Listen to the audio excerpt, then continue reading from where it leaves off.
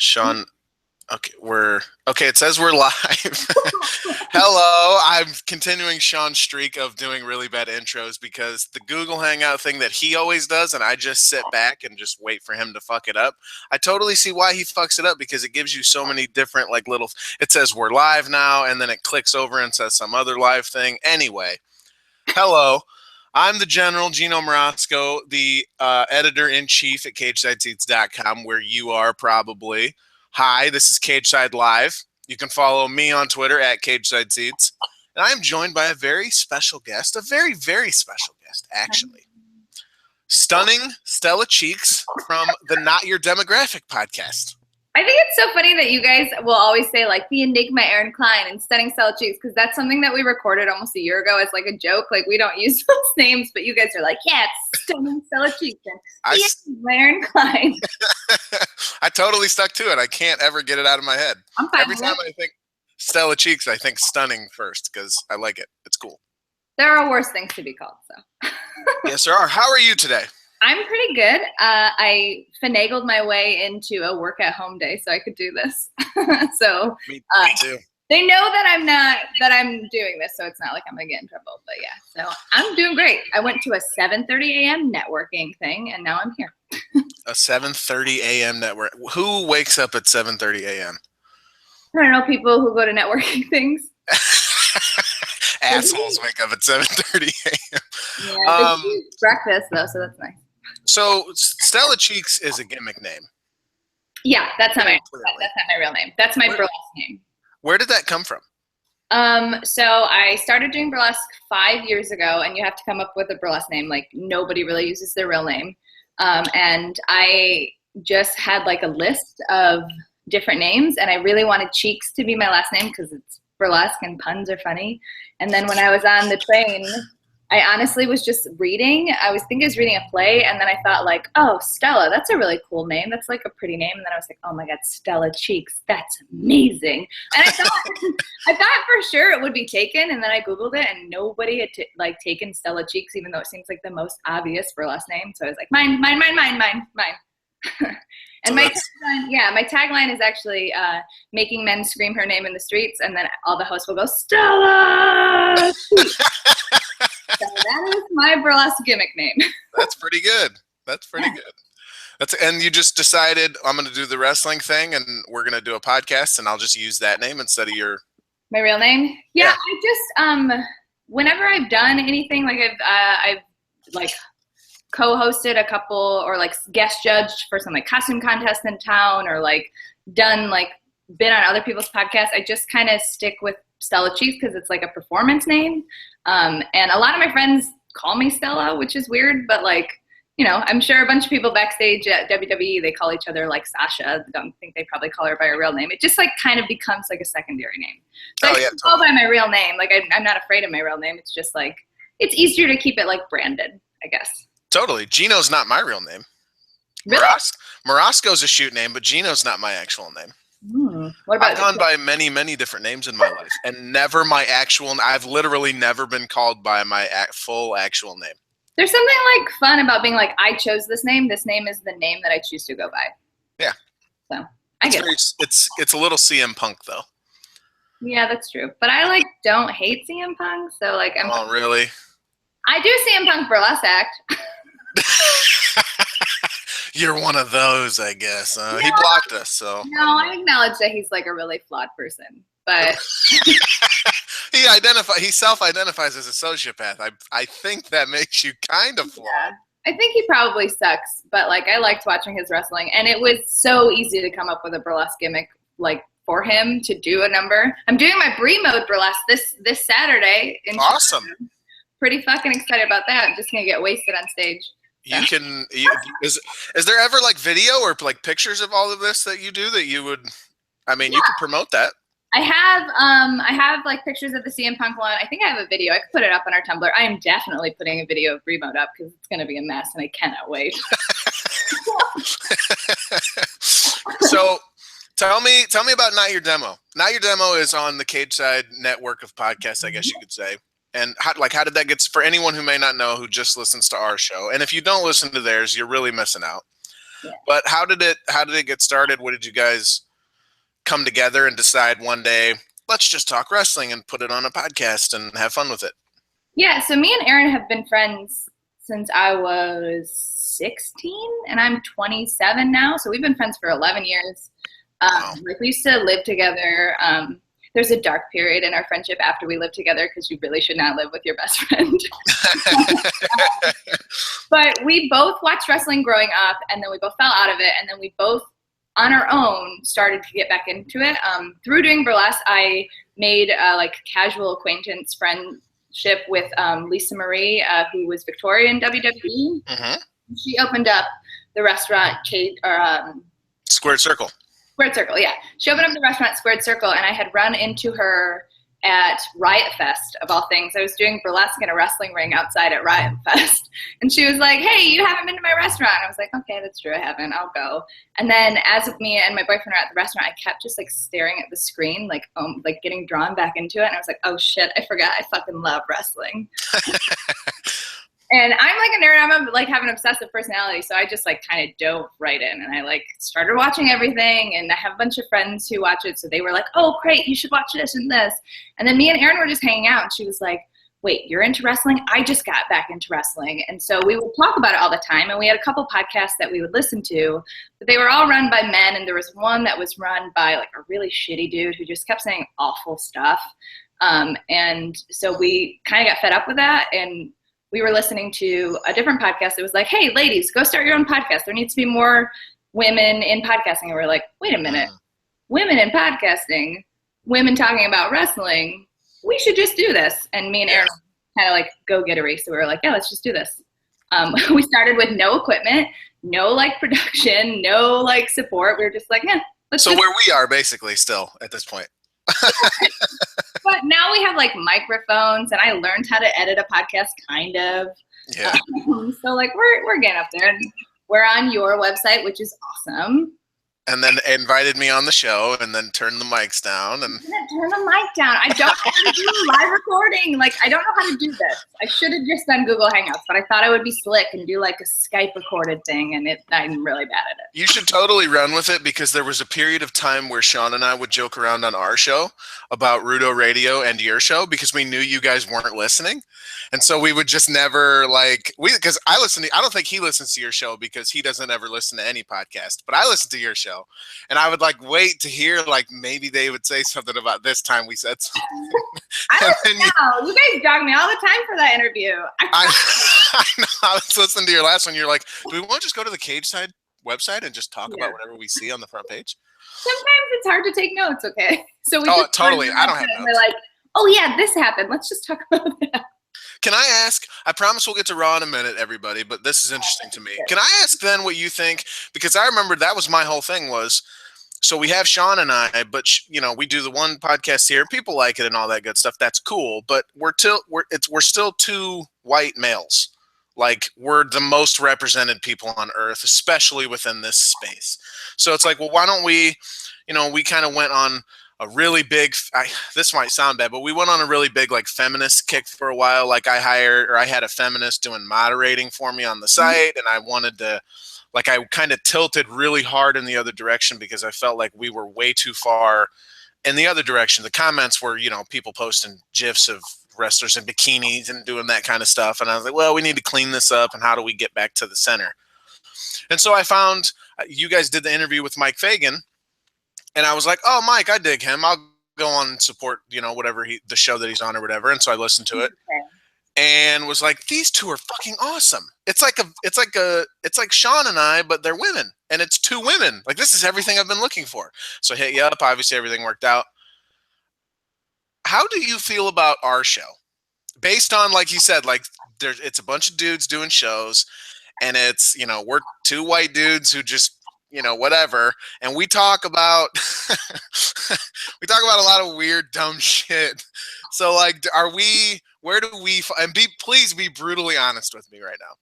I'll be brutally honest. I think you guys do a pretty good job. Like you guys are dudes. So dudes will always talk about like in a way that men talk. It's fun.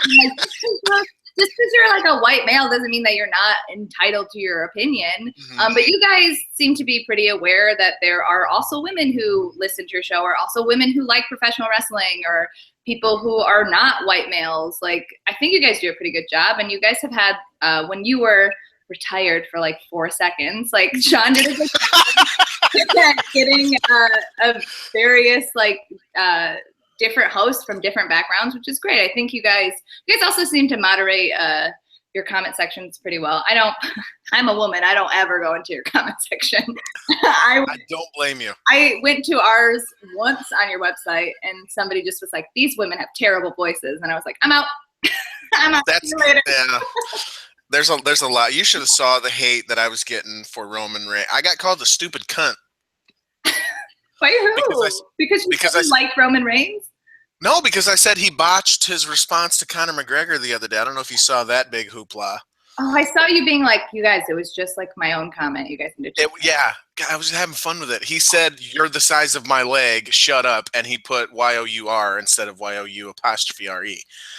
And so I did a little story. It was a slow. People are like, was it a slow news day? Yes, it is a horribly slow news day. Not every day is wrestling is big, but it's still like a niche market. Something doesn't happen every day. Yeah, especially on the weekends when there's not an event, and we don't do like big comprehensive indie coverage. Right. So the fact that Roman Reigns would he tried to, that's what was funny to me. He tried to look so cool and tough to this dude who weighs like half of what he does. Like, Roman Reigns is 280 pounds. Conor McGregor weighs 150, soaking wet with concrete in his boots. And here you are, you're the size of my legs. Like, he tried to bully him, and he fucked up the tweet. And then, "Oh, sorry, grammar police, shake my head." Roman Reigns, big tough guy, using SMH in a tweet. I thought that was funny, so I was like, hey, here's Reigns botching the response to McGregor. And people like, botching it. It's a simple grammar error, Geno. Oh, my God. People take things too seriously, which is part of the reason I do like your guys' show, and one of the reasons I like my show. Like, we talk about real stuff and like our actual opinions about wrestling, but like at the end of the day, like, it's dumb, it's fun and dumb. It's the dumbest thing in the world. It's literally the dumbest thing in the world, but it's great. Like, just because I say something's dumb doesn't mean I don't love it. Like, burlesque is dumb, but I love it. Like, so then there's our good segue into the thing that I think on this show that we're gonna think is dumb, but also a little bit of serious talk. Let's start with Lana. I just fucking can't. I don't know. It's so much for me. I actually just while I was watching that segment, I was pulling up all these different articles about Lana, and I just want to track her trajectory. She is so fascinating to me because she came in as this badass powerhouse manager, and then her slow decline into that segment was straight out of 1999. What the hell was that segment? Honestly, I thought Roman did the best in that segment. He kind of carried it for me, which is embarrassing. Don't tell Mike Fagan that, because we have a bet and I cannot lose this bet. Oh, I'm telling him right away. I'm sure he's listening, or he's not. I don't know. Mike's weird. But I don't understand it. And also it was so long. She said the same thing over and over again. We're giving you the pleasure of our renewing our vows. And then they just stood there and then they said it again. Yeah. Also, who doesn't wear a shirt to their wedding, Rusev? Come on. I was disappointed because they didn't. I watched the actual wedding thing that they shot for Total Divas. There was a Ferris wheel. There was no fucking Ferris wheel in this segment. I was very disappointed by that. Conversely, I am super excited to see it on Total Divas. Oh my God. I've never been so excited for any Total Divas. I don't want to see it on Raw, but I cannot wait for that episode. And Renee Young's going to be there. And Naomi's back. I hope they keep her on the show because she's fucking great on that show. And every time they take her off and they put somebody else on, I'm mad. Summer Rae can't be Naomi. Come on. Exactly. And Totes Deves is going to have its best season. I'm so excited. And I heard you guys start saying Totes Deves. That's good stuff. Totes Deves. Totes I'm Deves. also super excited for Total Bellas. I love reality TV show though. I have no shame. Oh, totally. I'm the same way. It's dumb. I used to watch. They're dumb. I used to watch those Rock of Love. Those were great. Remember those on VH1? They had all the I Love New York and I Love Money and all those. I used to love those fucking shows. So you just disliked this. Did you feel there was any? I guess I've seen people say it was misogynist. I mean, her whole thing lately, I don't think it's inherently misogynist. Like, that segment is not inherently misogynist. I don't feel like they were treating each other as like property, I think, which is fine. Like, that's kind of what marriage is. It's like you are now Basically, yeah. in both Or ways. mine now. Right. I think her trajectory is misogynistic, but I don't necessarily think that one segment was like the cherry on top. I think it's just like a string of segments that all kind of suck, and her being like, he's the only one that can have me. That was a dead-on impression of her horrible accent. Holy shit! That's a lot of segments. Yes. Well, here's the thing that gets me weird. People like she does this thing, and she comes out. Here's my ring. This means he's the only one who can have me. I'm his. And people are like, I don't like how she does. She's giving up her own age. It's like some people like that. Right. Some people are just that way when they do those kind of things.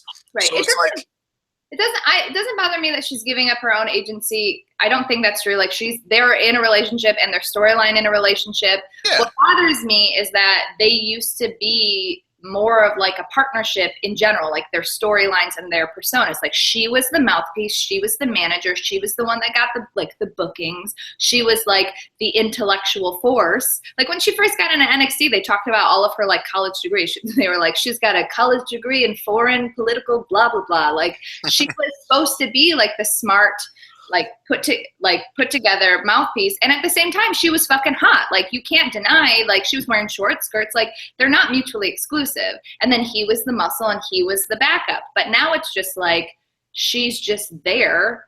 She has none of that power or agency anymore. He talks all the time, so she doesn't need to be a mouthpiece. She's a glorified ring announcer with a ring on her finger, which is boring and stupid, and also her outfit choices are insane. Like, back when she had this more defined character, she had a defined look, which is helpful. Like, that's how wrestling works. Like, Sasha Banks wears the same gear in different colors, but that's her look. And like, Lana is just like, I don't know, I'm just going to roll around in dollar store like gems and decals and come out with a blazer on. Like, I don't understand what the hell is happening. You hate it so much. I hate it so much. Also, like, I'm a wedding professional. I work in the wedding industry, so like a lot of this stuff I've just been like, oh my God, all of this is terrible on so many different levels for me. I hate it. I will say, I mean, it was a little weird last night when she came out and she did, she was doing the numbers. She was kind of walking around at the top of the ramp, and she stopped at one point and like lifted her dress up. Obviously, you could see her legs. She's got great legs, and they want to showcase that. Fine, whatever. But at one point, she lifted it up to where you could see her ass, which is literally like long in the back. What is it? Like, let me move this so you can get a look at the ass I've got under here. Does everyone like it, kind of thing? Like, and that's fine too. There's nothing wrong with doing that. It's just like you said, it's so different from when they first came up to the main roster. He wouldn't even finish matches until he looked at her and she told him to. Right.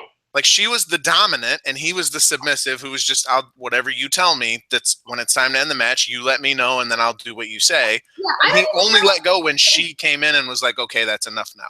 Right. I don't even know if it was even a clear defined like dominant or submissive. They had like a very defined relationship of partners. Like, she was the one that made the calls because he was the like muscle. Like, it was just, he obviously was dominant. He was like, punching everybody in the face and doing the accolade, but like they had like this symbiotic relationship where now it just like seems like she's a trophy wife. Like, remember during the League of Nations when the three others, it was Alberto and Sheamus and Barrett. So Barrett had the King of the Ring and Sheamus had Money in the Bank, and Alberto had the United States champion, and they were all like standing around, they were talking, and then Rusev just had his arm around Lana, like, this is my prize. You guys all have that, and that was like one of the most uncomfortable moments for me. I was like, no, now it's crossed like a weird territory that I don't like.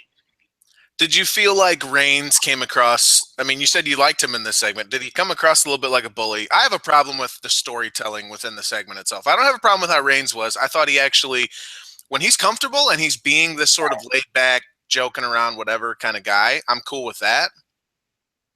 Yeah, but the storytelling is obviously terrible, right? Like, it's a dumb story. It's a played out story. It's like, we all knew somebody was going in the cake. Who needs 3 fucking wedding cakes? Like, let's be real. Like, those cakes were going to get fucked up. It's wrestling. We know it. I don't think, he made like one comment like, oh, she was disappointed on her wedding night, but like comparatively to all that shit The Rock said, like that's nothing. So I'm gonna take that. I don't care. But he also like dogged Rusev a bunch, and I just thought he was kind of like, the whole segment sucked and I hated it. But like I liked how Rusev was comfortable. I liked how he had like this little champagne. He was like, I'm just trying to have a good time. This party is terrible. I just felt so like it just was so like he has no reason to be there. And if your justification is that they're bad guys, they're heels, a bad guy and a bad gal, okay, then bad things should happen to them. I mean, I understand that that's kind of the idea when you do stuff like this. But at some point, you're a dick, even if you're doing bad things to bad people, just even if they're bad people. Like, you just come out and you're like, I have no reason to be here. I'm just going to be a complete asshole to both of you during what's supposed to be a joyous occasion for you that the fans are already fucking up because they're being dicks. Like, the idea is to be, it's like, let's be bullies. It kind of is bullying, right? Even though it's shitty people that you're bullying. There was no reason for Roman Reigns to come out other than that they're in a program together. Like, I guess they could have, I mean, he didn't even frame it in a way that was like, hey, nobody wants to see this, you guys. Like, you guys are taking up a lot of people's times. It's not even, like, he just kind of came out and was like, I'm going to put your face in this cake or whatever. I guess Rusev put the face in the cake. Yeah. And how weird was it that Rusev only responded to him? He let him say whatever he wanted, and then as soon as he's like, you can't fuck well, that's when Rusev was like, oh, shit's on. He started throwing punches. Yeah, I mean, that's like pretty primal, right? Somebody told you can't fuck well, you're going to get real mad. You can call her a mail-order bride, but if you tell me I don't know how to pleasure her, I will fight you. Right. I mean, he got mad. I guess he just didn't punch him. I thought that was funny. I know that's bad, but like the mail-order bride thing made me laugh. Inappropriate. It wasn't. I've seen people say it was misogynistic in the cage. This segment is like gross and misogynistic. Like I said, it's like in the line of things, but like, I don't know. Sometimes a joke's a joke, and that seems like, I don't know. I feel like that's fine. Like he also said that said a bunch of shit to Rusev right before then. He like dogged him about his masculinity or something. And the mail order bride thing is more about, I mean, it would be more like nationalistic, I feel like, than sexist because she's Russian and like Russians are mail order brides. Like, I mean, I think it's problematic, but like it was a little funny. Hashtag problematic. But a little. Yeah, I'm not going to get all offended by it because I've struggled with that part of all of this, right. Especially when you watch wrestling where it's like, I'm not personally offended by literally any of this, but I understand when they do stuff like that, it's like, oh, this might be a problem. Well, that's part of watching wrestling and part of being an intelligent fan watching wrestling. Like a lot of problematic stuff happens, but a lot of really good stuff happens. But that's also being like a fan of entertainment. Like any TV show you watch, most of the time is going to have a couple problematic moments, whether it's with diversity or gender or whatever. Like that's just, not everything's perfect. Wrestling, obviously, because it's like this machismo, like old industry that has like a lot of like bad history behind it, obviously falls into those things a lot more. But like, I don't know, I'm the most feminist like that you can get, but like I'm not going to get offended by everything that everyone says. Like, can I be honest and say there was a little bit of fear. Actually, I was talking to a friend of mine who's you're afraid I was going to come on here and be like, I'm going to chop your dick off.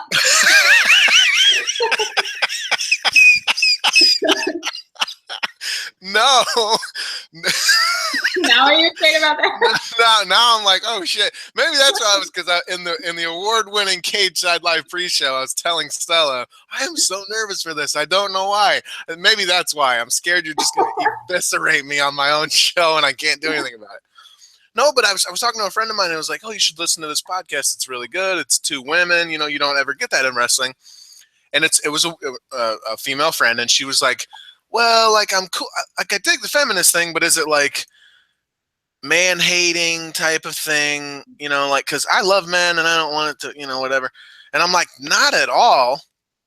So I was going to say, like, I was applaud you, I guess, because you're a feminist podcast, but it doesn't feel like all of the negative sort of stereotypes that exist there. It doesn't feel like anything like, it doesn't feel unwelcoming, I guess. Sometimes when you run into that, or sometimes I've run into that myself, just from, like I said, we had like a big, long, like feminist kick where we were overcompensating. And ultimately it was a bad thing because I think it's kind of bad for us to be like, oh, we're feminists, look at us.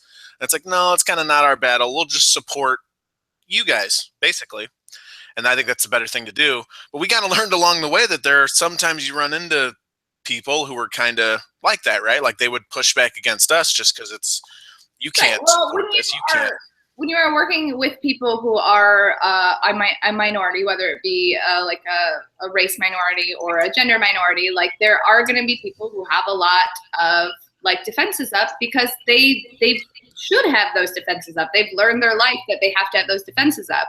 Not that their feelings are inadequate or that their feelings are not right. Like that's their personal experience. But like with me and Erin, we're both very political. We're both very active in like feminist circles and things like that. But we also like people. Like I know it doesn't seem like we like people because we're like a little bit like grumpy all the time. But like we want to create spaces that people feel comfortable in and like want to have genuine talks in and communicate in. And like honestly starting the podcast, the people that we've met through Twitter and just like the fun conversations we get to have through Twitter about wrestling and dumb things that we like is awesome. And anybody who has, brings the haterade, we just block. I have so many. The haterade. Yeah, I don't know. I was on a tear and then my head said haterade and I was like, just go with it. And then I made a terrible mistake, but I lived through it. Yeah, the thing is, like, yeah, there are women who are feminists who hate men, but there are also men who are feminists. There are also, like, anybody can be a feminist. You don't have to be a man hater. You don't, but, like, if you are a feminist and you don't want to be around men, fine. That's your prerogative. Like, I don't think anybody should be mean or exclusive to people. I think that places should be more inclusive. Like, that's what the world needs. But, live your life, live your dreams. Another thing with the Lana segment was like, okay, so they clearly did this to get to her cake face. I mean, that was obviously the point of the whole segment. That Vince, maybe Vince thought it'd be cool. And I've seen people saying, well, Vince doesn't think that he's marrying the right woman or she's marrying the right man, excuse me. So he's going to book her in segments like this. I don't know, whatever. Remember when Rusev threw a cold fish at her? Dog Ziggler and that whole thing there. That was a great program. For all the wrong reasons. For all the wrong reasons, yeah. But I kind of came out of it. I was like, should I have been offended? But I realized I don't know what to be offended by anymore. I listened to a podcast the other day, and the host was a white dude, and he was talking about a black group of people and called them the brothers. There were the brothers were saying this, and he was like talking about black guys, and I was like, instinctively, I was kind of like cringed, and I was like, I think that might be a bad thing to say. But I realized I don't really know anymore. Is that bad? I don't know. I think you have to I don't know. You do the Sean thing where you get like really high pitched when you first start. I don't know. Like you run a website where you have to like edit a bunch of stuff and you have to take in a lot of different people's opinions. So like it would probably be good for you if you know what was offensive. But you also have to like gauge like, does this offend me personally? No. Is this problematic? Does this affect or will this offend like the majority of people? Then maybe I won't consume it. I don't know. I feel like you just have to like trust your gut. Are you offended by that? Was it their like name? Was it like because there's a tag team in Chicago. Oh God, I don't even want to say because I don't remember their name. Oh yeah, I do. They're a tag team. They're two black guys and they're called the N-words. But that's their name. Like that's, oh jeez. But that's their name. Like that's what they chose. Like they're independent. Nobody put it on there. So like I'm not gonna judge or like. And if I do feel weird, like that's my own white privilege, whatever. But if it's not their name and he's just calling them the brothers, and it doesn't seem like Hulk Hogan, like I call everyone brother, even though that's problematic because he calls people the N-word. But weird thing. Like, yeah, that kind of sucks. Like you shouldn't just call like. Yeah, that's what it was. Brothers. Like so, yeah, that guy sucks. Don't listen to that podcast anymore. There you go. So we talked about. Are you looking forward to the match, Rusev and Reigns? I think that Rusev is he's not one of my favorites, but I think he's like an entertaining wrestler, and he's great. I kind of want to see where this hot mess of a storyline goes. So yeah, kind of. Yeah, I did like. I'm gonna put Reigns over Roman Empire, please, mea culpa. Yeah. Putting him around like a mid-card title, like at this point, like it would be weird if they didn't give it to him. And giving it to him would give him something as like a placeholder right now, because like obviously Vince probably still wants him in the main event picture, but like if he doesn't have a belt, there's no reason for him to not go for the main event picture. So if he has a belt, that gives him at least like time to like not chase the big belt. Yeah. He had a line in this when Rusev started taking his shirt off. He said, "Put that beef away." I thought that was one of the best lines. He went, "Whoa, put that beef away." Put that beef away. And maybe because he was getting a little, he actually liked what he saw and he was uncomfortable with it. I know I did. I was like, no, take that beef out, Rusev. You think that Rusev is attractive? Aaron does too. I just like can't get behind it. Rusev is a gorgeous man. No. I think what's wrong with him? I don't know. He's just not my style. He's not your style. What's your style? Did you watch the CWC? I've caught parts of it. It's not really my kind of thing though. That guy from Scotland. That's my style. The guy from Scotland. Did you watch it? What's his name? Yeah, I don't know. Noam Dar. He was born in Israel and grew up in Scotland and is a professional wrestler. And in my head, I was like, oh, I think that's my type. He's born in Israel, that really narrows it down. Professional wrestler. That's my type. That really there's about 8 people who are stunning Stella Cheeks type. What else happened on the show? We're already at that point because I don't remember. This was not a very good show.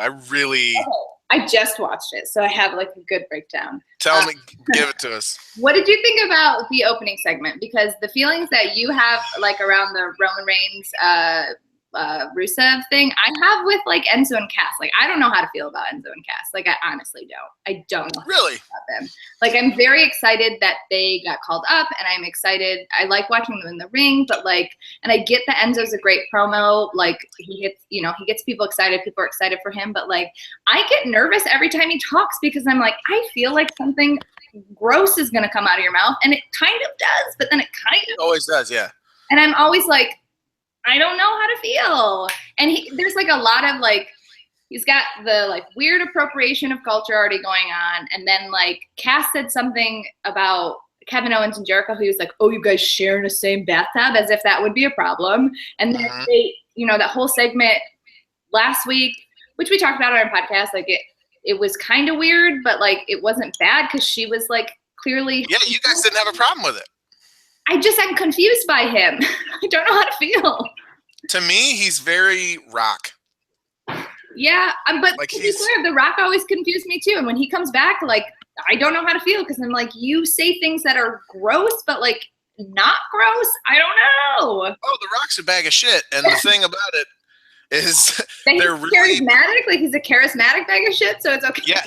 Yes, that's totally it. He's the popular kid in school who can do whatever the hell he wants because he's like the quarterback of the football team. Like, they're that guy, right? Like, and Enzo's kind of a version of that. I think I agree with you that you never know what he's going to say, and it's going to probably be uncomfortable, and because it's probably not going to be for you, but it's like for the wider audience, the kind of the unwashed masses, as it were. Right. Like, Enzo is not my demographic, which is like, the name of there you go. And I love him, though, is what's fun. I think he's great. I just something about the way that really is what it is. Like, that's what they look for. He is the it thing. We always talk about the it that wrestlers have, the ones that actually get over and have really long, successful careers. This dude has it. It's just. Oh, absolutely. No doubting that. Like I said, I'm excited that he's there, and I'm excited that our people are excited for him because, when people pop, like, that's contagious. Like, I pop for things all the time, and then when I think about it, I'm like, why did I do that? I don't even like that person that much. But it's funny. You get caught up in the moment. I just like, sometimes I just like sit back like, ooh. My problem with it is like, it's entertaining. Jericho has really turned things around for me. He's been funny as hell. And that goatee, that little mustache. Yeah, he's just he's been great, and pairing him with Kevin Owens looks like it's going to be a lot of fun. And then getting them and they're throwing things back and forth. It's entertaining for what it is. But for me, when I watch wrestling, the thing that I like in wrestling more than anything, I don't watch for the moves or the matches. They can be great and all that, and I can appreciate all that stuff. But it's not why I watch. I watch for the story, and the story of this whole thing so far right now, dead serious, is. Enzo's upset at Jericho because he was going to fuck Sasha Banks, and Jericho put a stop to it. Yeah. And then Jericho went and got Owens, or he found someone to watch his back, and Jim and Marvin Luter's nowhere to be found. He's busy. He's got a lot of signings. He's very popular. Yeah, he's also way too dangerous. Someone wrote a really great fan post on the site. If you haven't read it yet, go look at it on the site. Search for it if you need to. It's called the Jim and Marvin Luter incident, and it was so fucking funny that Jericho even tweeted it out and called it a must-read. The dude said Jim and Marvin Luter is the most dangerous man in the world, and you don't say his name because he will wipe everything the fuck out. And Jericho made a huge mistake. And when Kevin Owens was like, "You just made that name up," he was really just covering for him because Kevin Owens also knows that Jim and Marvin Luter is a badass motherfucker. Maybe I find this article. Oh, you totally do. It's one of the best. It's probably, I actually told the dude, this is probably my favorite article I've ever seen on this website, my website that I've been running for 5 years now. This is my favorite. This is my favorite thing I've ever seen. But it really is. Like, so who am I supposed to cheer in that then, right? Like, am I supposed to cheer for Enzo because, yeah, beat that dude up because he stopped you from, like, really kind of creepily hitting on Sasha Banks? She was into it, so I don't really – I mean, she seemed to be into it, so I don't feel like I should have a problem with it. But then you get into the stuff where it's like, well, she kind of has to be into it because what choice does she have? Because if she's not, then it could go bad for her, and women have had those kind of experiences so much. And you go down that slope, but then it's like it is just wrestling, so you go with it. Right. But then even going with it, that's the story. I don't want to cheer for Enzo beating up a dude who cock blocked him. Like, that's the idea of the story. That's not very fun for me, I guess. I think the reason maybe I have like trepidations about the storyline, the one that started last week, is that like I don't mind when they have like romantic angles and stuff. I guess it just bothers me when they have romantic angles in title pictures. So like with Sasha Banks being the women's champion, like I know she's not a part of the story anymore, but I think maybe that's why it bothered me. And like, or when when they do it with the men, like it just feels like that's not the place for these type of storylines. But they're always sleazy. Yeah, and like they're fine because like whatever, like that's true. Like people fall in love and people have sex and people use sex for power. Like that's a real thing, but I just feel like it shouldn't be in the title pictures. So I think that's part of the reason I was like annoyed by it. But like this is another thing. Like it's a problematic thing in a few ways, but like it is entertaining and I'm excited to see this match, which is like, I don't know, #wrestling. Yeah. I want more romance angles. I'm a romantic guy. Like I see the world through a romantic lens. You're laughing at me. No, you're not, Geno. You're a fucking piece of shit. I didn't say you're a piece of shit. It's just a funny thing to say. Like, I want more romance in wrestling. I'm a romantic guy. I really do. My favorite. As soon as Rusev came out and then they changed to the wedding music or whatever, I've never been to a wedding. Are you serious? No, this is what's funny. Here's the thing. For the longest time in my life, I'd never believed in even the idea of marriage. Like, this is silly as fuck. Like, the idea of pledging yourself. Like, I'm a monogamous person. I don't cheat. I think cheating is the worst thing you could do to another person other than straight up murder them. Like, for me, it's literally murder then cheating. Like, you're trash if you cheat on somebody. But so I just never believe, but I don't believe like you're really going to commit to never fuck anybody else for the rest of your life when you're 22. You know, like then the idea of like two people being able to stick together, I like it in theory. It's a really romantic idea and it appeals to me in a really strong way.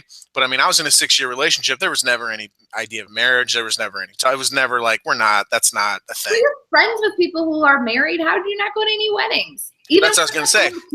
Like you weren't ever a ring bearer? I come from a family. I have 7 people in my family. My oldest brother is married. My brother under him, just over me, has been married twice. My younger brother just got married. My dad and mom got divorced. Both of them are since remarried. Didn't go to any single wedding. Because you're just like, I don't like weddings. Well, I missed one, and then I was like, I can't really go to this one. I was like, I can't go to that one now either, or that one. And I'm like, you know what? I don't even really believe in this bullshit anyway. But then it's funny because like I'm also CM Punk with it, where I'm like, I guess one day I just have to find someone who just kind of blows me away to such a degree that suddenly I'm like, I do want to get married. Now you're like, I love weddings and I love marriage. You're not wrong, because I found that person where I'm like, wow, I want to marry this person. And so now I'm like, here comes Lana with the wedding stuff, and I'm like, oh my God, this is so great. This is so wonderful. Roman Reigns is going to fucking ruin it, isn't he? I swear to God if he comes out and ruins this. And then, of course, he put her in the cake. You liked it because you hate Lana. Has there ever been a wedding in any professional like wrestling ring that has not ended in chaos? It's never happened. Why don't you try something different and just let the happy couple have a wedding and everybody walk away? I was like, hey, you know what? That was a real nice ceremony. Real good ceremony. Give it a B+. Real beautiful. That's what I was going to say, though, is like, so if we're going to do these romance angles, Why does it have to be sleazy? Why does it have to be, I want to make a certified G deposit in your, bona fide stud? You know what I mean? Like, I don't need that. Maybe like actually. Writers don't know how to write like a cool romance angle. I don't know. Well, it doesn't even need to be cool, but like, what's wrong with just, you want more women to watch your product, right? Or you want more diversity in who's consuming what you're selling. If like when you do that, you're appealing to literally one person, like a teenage boy. Like that's who that appeals to. There are teenage kids all around the world who probably went. They did it kind of with Naomi and the Uso she is married to. Where he was like so controlling, he was ready to murder over her. No, not that one. But when it was like the Usos and Naomi versus Cesaro and Tyson and Natalia, like we all knew that those two people were married, or those four people were married, and then they were just like kind of like supporting each other, and they were like on a team together. So they didn't even really make it a storyline. It was more just like, hey, this is like two families fighting. That was kind of okay. I mean, from the start, I want to see, and if someone from WWE's listened to this, and I believe that's the case. I actually believe it is the case because they've done too many fucking things we've said on this show. Really? They're not listening, but I really want, from start to finish, do something like with Enzo and Sasha, but not like, maybe do a backstage thing where they bump into each other and they have a talk, and then one of them walks away and the other one kind of looks on with like loving eyes, like, oh, they have a crush, and it starts there, and it just, like, you go down the line of any normal relationship, right? Like you meet someone, you start talking to them, you're like, hey, you want to watch somebody fall in love. I feel like you should just watch like a romantic like comedy. Oh, but I'm just saying, like, we need more. This is so, you're like, no, who wants to watch someone fall in love? That's trash. I work in the wedding industry, man. I'm over it. I've never been to a wedding, so I'm like, no, we need more weddings in wrestling. Damn it. Weddings are always fun, though. That's why Toad Steve's is like, we need new cast members. Is anyone getting ready to get married? So Natty's wedding on Toad Steve's was so boring. Well, who? Natty's, when she got boring. Natty's a horrible Toad Steve's character. But like in the best way. She like, I would be sad if she got kicked off, but like, yeah, she sucks. But you know who's the best? Tyson. Yes. And he's not back. He's gone. He'll be on Toad Steve's. No, he's gone. He said he's not going to be on the next season. No. I'm pretty fucking devastated about that. Okay. We have to talk about Raw. What else happened on Raw? Peen Watch. Peen Watch. Are we going to talk about? They talk about nuts so much. That's true. Puff fucking Daddy. Is he still Puff Daddy or is it P. Diddy? I don't know. They all were calling him Puff Daddy, so I guess it's Puff Daddy. Yeah, his Twitter's I am Diddy, but they kept calling him Puff Daddy on the stuff they would put out for him. Everyone called him Puff Daddy. Nobody called him Diddy, so I think Puff Daddy. This man actually asked two other men how their friends' nuts are doing. And then Mick Foley was like, no, you can't say nuts. Yeah, I really like that. Like, dude, what did you can't say that on the air. Also, Mick Foley, like, getting his hand stuck in the booty of his cereal box. Least surprising thing that Foley would be digging in a cereal box. I made a horrible mistake, and you just see him pull his hand away. We're on TV. I can't fix this. Oh, shit. Yeah, so not only did they talk about Biggie's nuts there, then we had a whole fucking weird video package of Anderson and Gallows pretending to be nut doctors, talking about how he's so testy. And that was great. The puns were good, and Becky Lynch approved puns.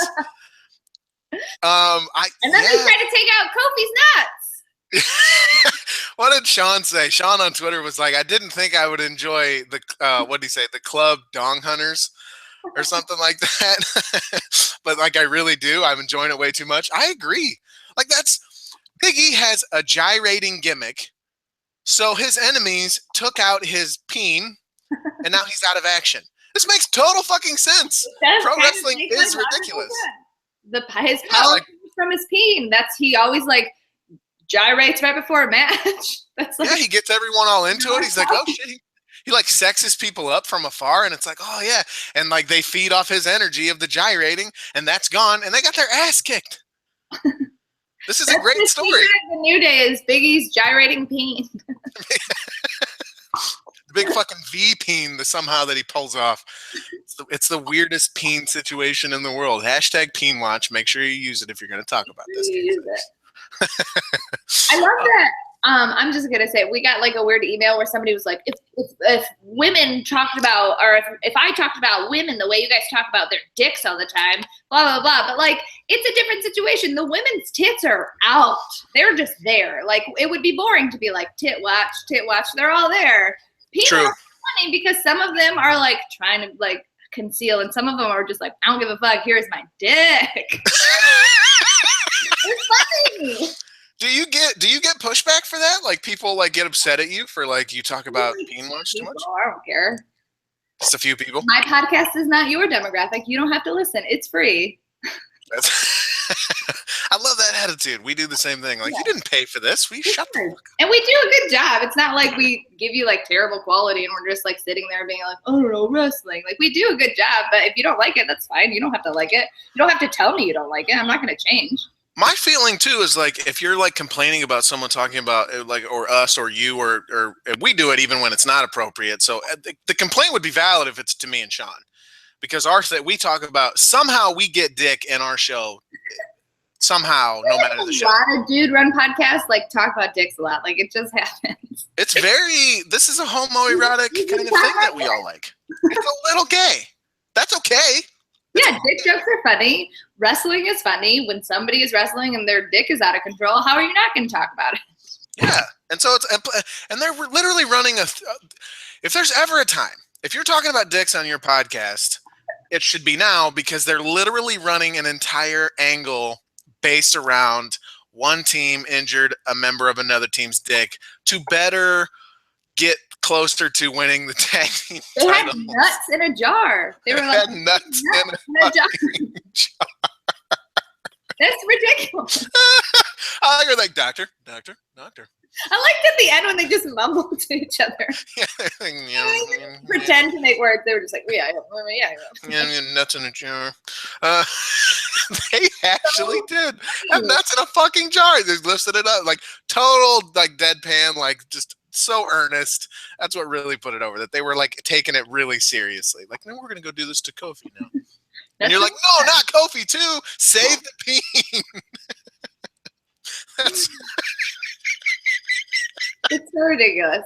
What a stupid show this is. I love it so much. No, I love it when it's like the most stupid. It either has to be like really good wrestling and like good storytelling, or has to be like the worst, dumbest thing, and then I'll love it. It can't be like in middle ground. I can't do middle ground. Like I need hilarious and dumb, or like really compelling, like we are two people who are athletes and we're gonna fight for this belt. Like I need those storylines. I don't need like Dolph Ziggler. So you are into the CWC stuff then, where it's I like watching wrestling for the story. I obviously, that's a big reason why I watch, but I also just like watching wrestling. Like I watch wrestling at the Olympics. Like I like watching technical wrestling. So, and I like the British style of wrestling. So I like watching like Zack Sabre Jr. and stuff do all the like slow technical stuff. See, I'm not. You probably know more about wrestling than me, because they do I just watched it and I was like, everything's so slow and dumb. I've also seen Zack Sabre Jr. live, so like I like have a connection to him already. Like I've liked it when I've seen him live, and I already knew that I liked him. So I think when I went in to watch that match, I don't know if that had been my first time seeing it, how I would have felt, but like I really liked it. I think it was the first time I ever saw him when he was on the Cruiserweight Classic, and it was so. Yeah, everything was so like, it was like he was in slow motion. Yeah, it's definitely like mat-based technical slow style. That's not for me. What did you think about the Sasha Banks and Dana Brooke and Charlotte match? I've again seen complaints because they're not giving them time and Vince must be booking it because of this, but this is actually everything I wanted them to do with Becky Lynch.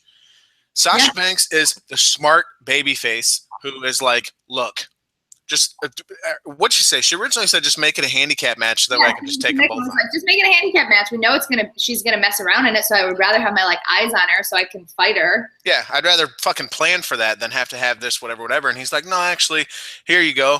We'll set it up to where you can take her out of it altogether if you win the match. And same thing. She goes out there. She knows she has to account for Charlotte. She wins the match, whatever. It's simple. No, it didn't get a lot of time, but like it's the right kind of storytelling that you should have. Because the thing about this, like I understand Charlotte's got her person that's on the outside, and she's going to have, whether it's Ric Flair or it's Dana Brooke, they're going to help her win. They're going to cheat. That's kind of wrestling, right? I Right, and don't that's kind understand. of like a heel thing. Like, I'm glad. I would rather have Dana Brooke than Ric Flair. Like, I have obviously problems with that, but like, yeah, it's a heel thing to have somebody there with you to help mess up the matches. Like, that's pretty basic. Yeah, what I don't like is when the babyface never, like that was Becky's problem, just never once accounted for it. Like, hey, this has happened to me 38 times in a row, and on the 39th match, she didn't adjust her strategy in any way. It was just this, and here they come with a distraction, and she reacted in the exact same way she always did before.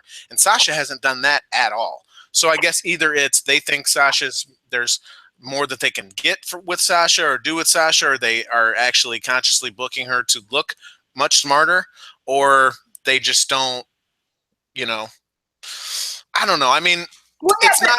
Sasha also is a different character than Becky. Like, I agree with you. Becky's character is like, I'm the uber baby face who makes puns, and I like I'm a really good fighter, but like I trust too many people. Where Sasha's character is like, no, I'm the fucking boss. I run the roost. I know what I'm gonna do, and I see the game you're playing, but like I know what game you're playing, so I'm gonna call you on it. I'm gonna take you out. So like I agree that they could have booked Becky better, even with her like uber babyface character. But like I also think that they're taking into consideration her character. That's true. That's true. Also, like Mick Foley is running the show now, and Mick Foley loves Sasha, so like it makes sense that he would be like, okay.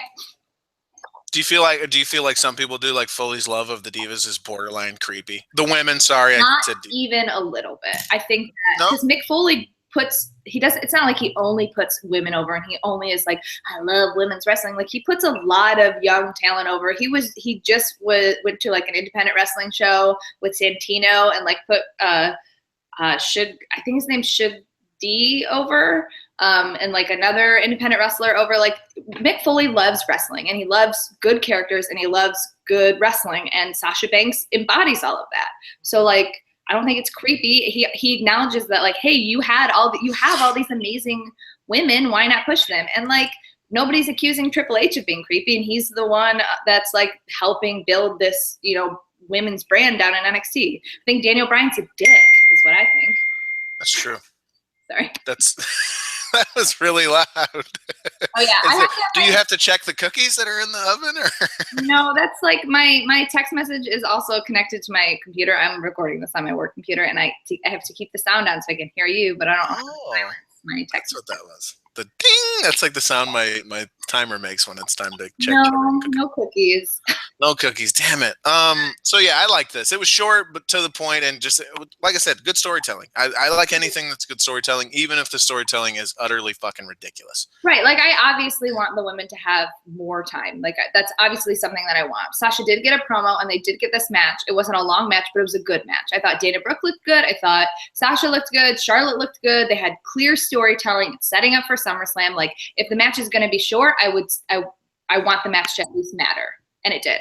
I also really appreciate that they bothered to get this out of the way now, so we didn't have to go into the match at SummerSlam like, oh, well, Dana's going to interfere, and we're going to have to deal with, they're going to have to get her out of the match at some point and do all that. It's more like, I feel like in a way, maybe they're telling us, remember those takeover matches where it was just 1v1, and then they're going to go out and tear the house down, and they're going to, so you can get excited and look forward to it and want to pay for it just for that?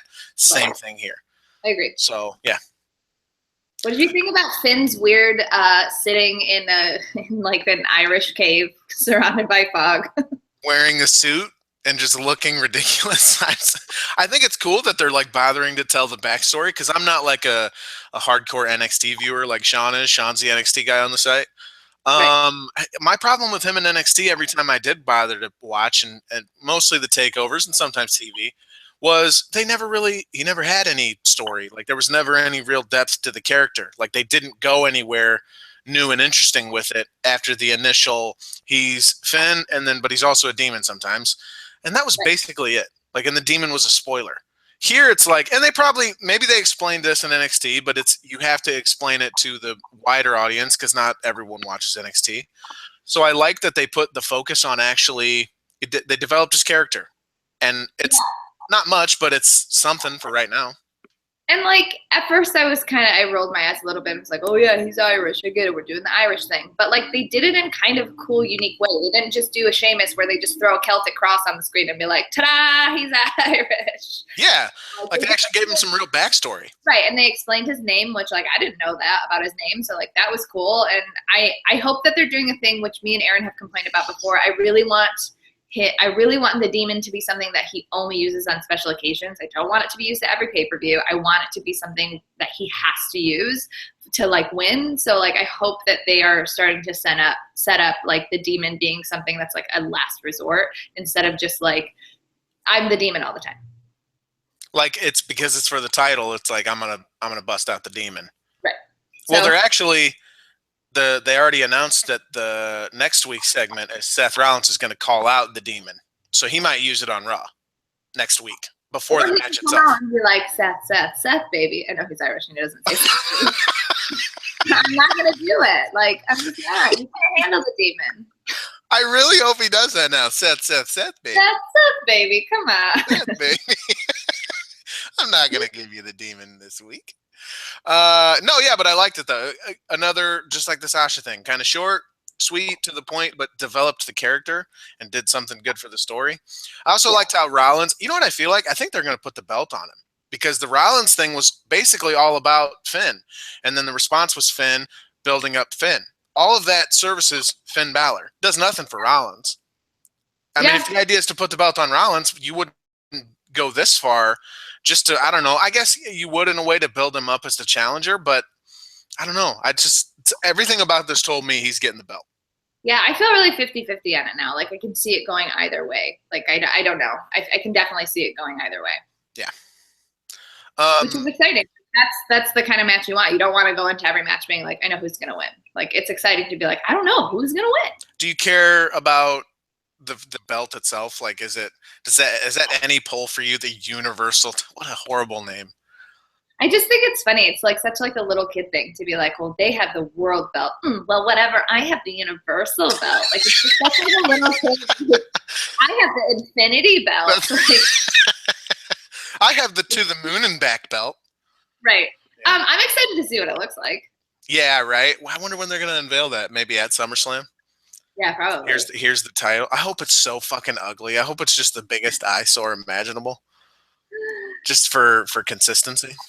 What else happened on the show? Do you guys oh man. What was his name? I thought the best promo on the show was from the dude who got killed by Braun Strowman.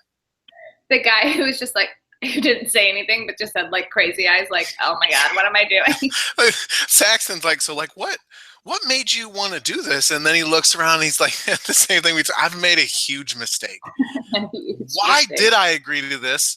What the fuck am I doing with my life? He was like, I'm going to get into this ring. I'm going to leave. And then, of course, he didn't. Yeah, and then, no, you're not, actually. Do you like what they're doing with Strongman? Yeah, I mean,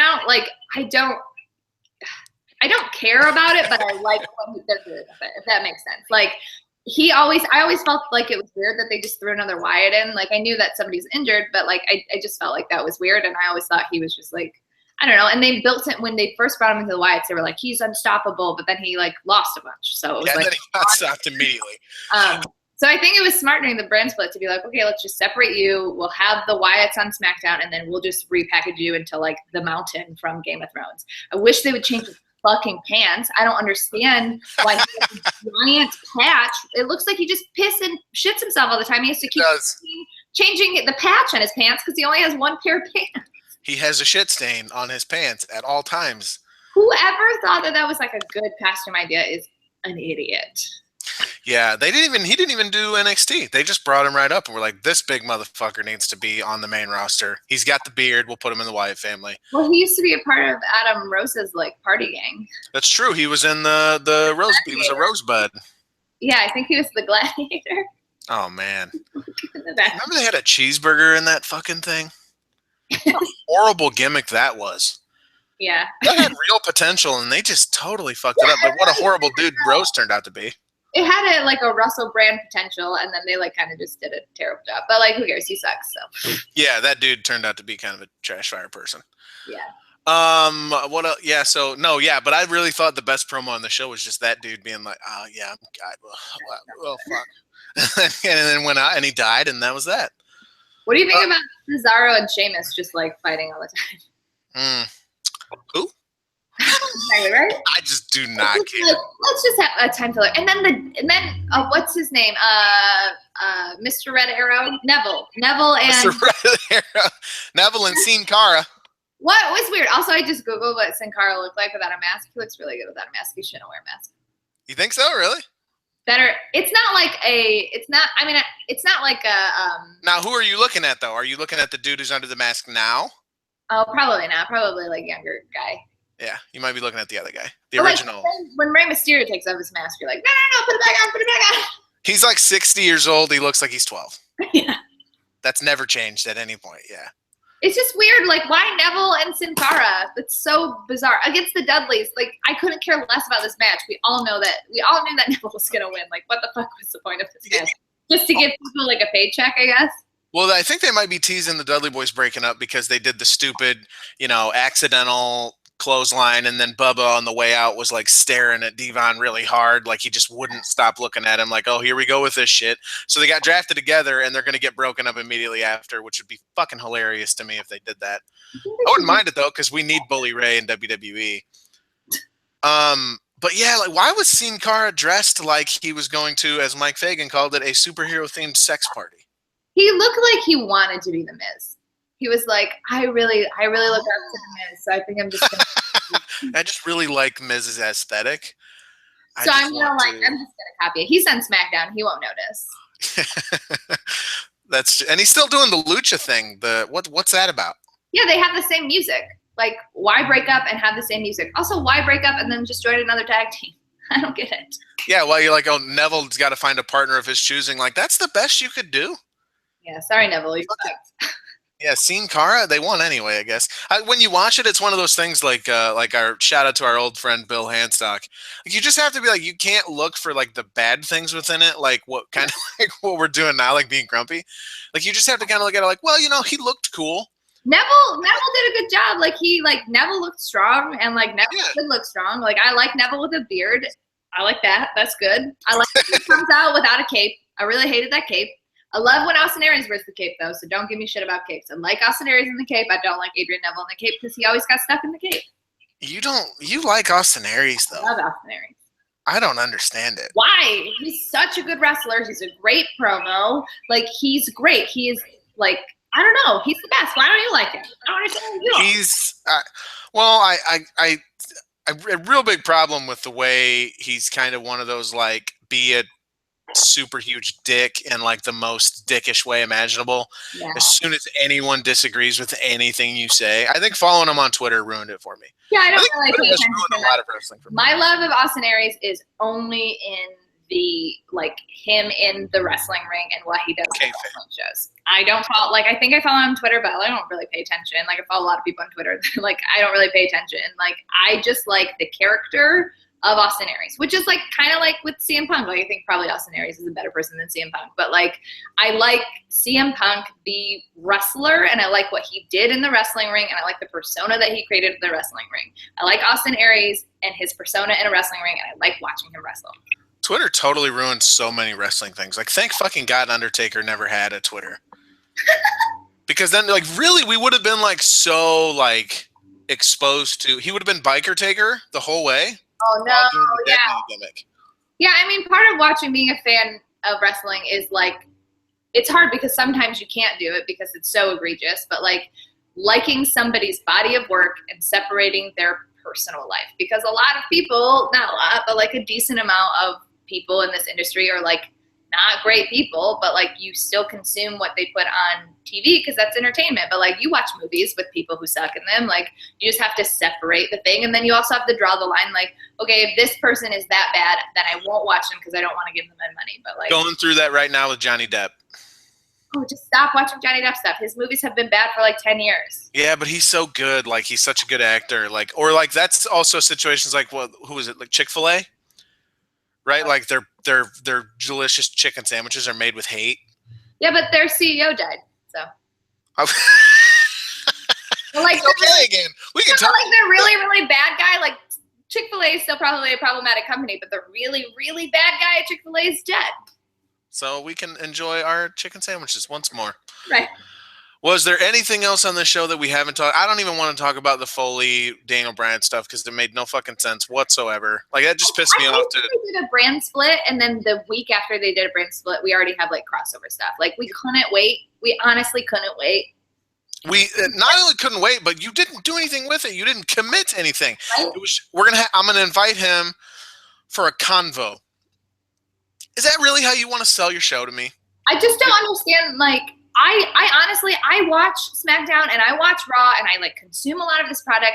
There are certain people on the roster that I still don't know which roster they're on because it hasn't been long enough for me to be like, oh yeah, this person's on SmackDown, this person's on Raw. So when they're already doing this crossover stuff, I'm like, wait a minute, but who's on what show? Like, yeah. It's actually very confusing, kind of shitty. Yeah, and if you're gonna do it, commit to it. This almost felt like Cesaro did that promo. So what happened ultimately was they just had Foley and Bryan say a few words to each other, and then they backed away in favor of running a match between Rusev and Cesaro for the U.S. title. I don't know how or why they did this like this. It's almost as though Cesaro had made the point to say when he was drafted or whatever, and they asked him about Stephanie and Foley and how are they going to coexist and how are things going to be, and he's like, who gives a shit? The focus should not be on the authority figures. Well, here we are with an episode of Raw where the main event segment, the thing they promoted the most was a talk between the two authority figures on both shows. Right. And so it's like, well, we'll throw him a bone and like, I don't know, I guess we'll send Cesaro out and give him a title match and just have him get beat off a lame distraction from Sheamus, the dude he's in a feud with that fucking no one gives a shit about. At least Cesaro won earlier in the night, so he didn't take 2 losses. Like, that's good. I guess. I mean, it's just. No one came out of this looking better. Like, Sheamus doesn't look any better. Cesaro doesn't. Rusev doesn't. Foley or maybe Bryan, I guess, just because he was kind of a smartass and was like, SmackDown, watch it tomorrow. Do you watch SmackDown? Yeah. How have you, in the 3 weeks that there's been a brand split, what are your feelings? Which show would you, if you had to pick one show, which show would you watch? Oh, man. Raw had that one really good show, and SmackDown, actually, I think last week maybe was a really good show. Yeah. But then their first effort was just utter dog shit, and people said it was my expectations. Bullshit. I need you to give me a good show no matter my expectations. That's kind of the point. Right. I shouldn't have to think this is going to be shit just to enjoy it. So I don't know. It's kind of a toss-up. Yeah, I feel like other than the women's belt being on Raw side, because that's obviously a huge draw. Like the background of my computer and my phone is Sasha Banks holding up the title. Like obviously that's a big deal. But I feel like I get more excited to watch SmackDown. Like I actively want to watch that more. I don't know if it's because of the roster or because it's an hour less. I think that's it. Yeah. I was gonna say I'd probably say SmackDown because I am legitimately burned out and tired of devoting 3 hours of my life every Monday night to a wrestling program when they don't have 3 hours worth of entertaining content. You watch 5 hours a week, right? So you watch SmackDown and you watch Raw? At a bare minimum 5, yeah. I watch NXT and TNA and ROH, Lucha Underground. You watch ROH every week too? Yeah. I stopped for a while, but I do now again. Here's my question to you then. Do you also keep up with other independent promotions? Yeah, in Chicago, we have a promotion called AAW, which is awesome, and me and Aaron try and go to those shows as much as we can, and then if we can't go, we try and follow them. I watch matches here and there of Shakara and stuff. I haven't gotten super into Shakara, but they are coming to Chicago, so I'm going to go see them live. And I'll pay attention to Shimmer, but I haven't watched a full one or gone to one. How do you find time? I ride the bus and I watch things like this. So you literally, I'll put my pad on and put it on your iPad or your phone or whatever it is that you have, and that's what you do? Yeah, I have an over an hour commute each way, so I kind of just watch stuff. Holy shit, really? Yeah.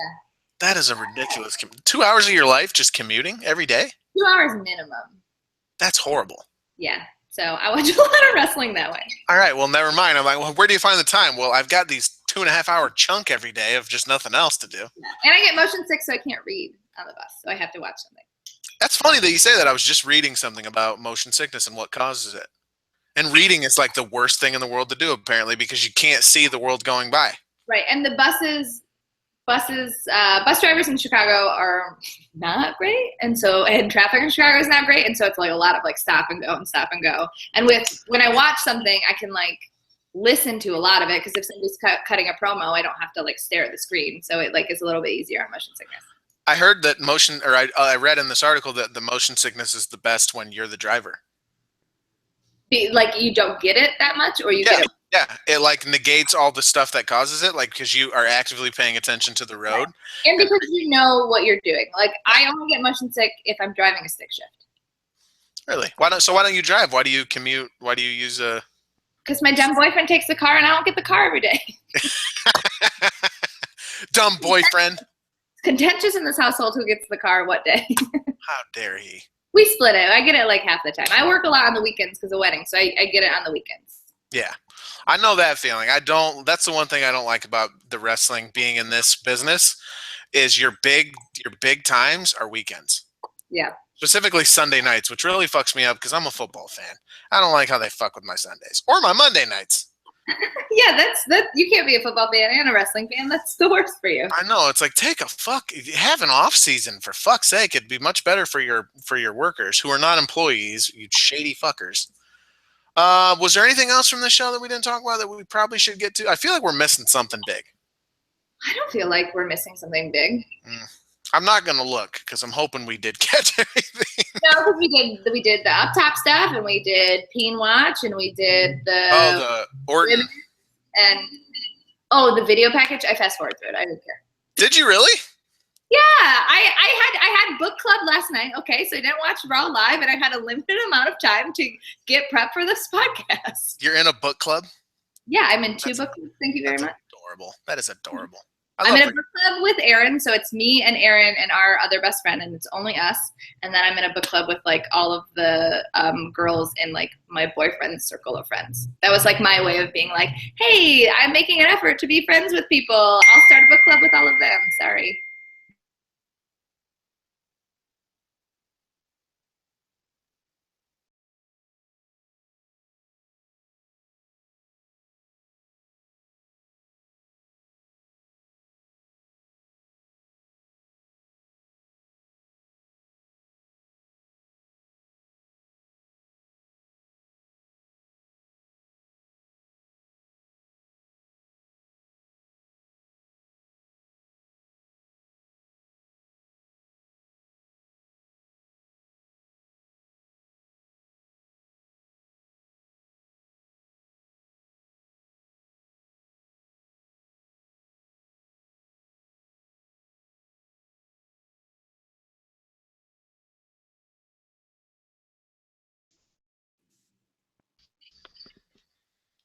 Stella, are you here?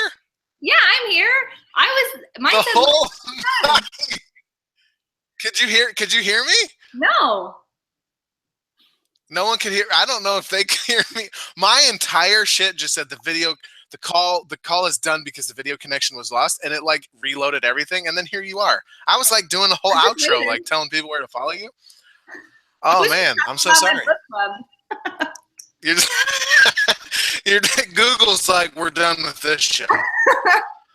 All right, well, what I said I guess people hear it twice or you didn't hear it, as this would not be K-Tide Live without these kind of technical difficulties. That's why I don't have my video on. I actually have to fucking turn the Wi-Fi on my phone off because the cable or the internet company I use, Mediacom, is the fucking worst.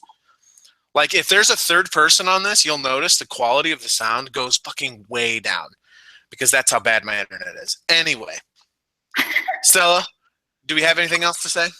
Stunning Stella Cheeks? No, I don't think so. Other than if you want to hear my thoughts and Aaron's thoughts about every other promotion, then you should listen to Not Your Demographic. I'm a huge TNA fan, and if you hate TNA, then that's your own problem because they do good work. And we also talk about NXT and the CWC and Lucha Underground and all that stuff. So if you want to listen to that, you should. Where do they find you? Plug away. We're on iTunes, so you can subscribe and follow us on iTunes. It's Not Your Demographic. You can find us on your website, Cage-Side Seats. You can follow me on Twitter. I'm at Stella_Cheeks. And we also have a Tumblr. It's notyourdemographic.tumblr.com. I think that's it. Go follow her. I'm Say bye. delighted. Bye.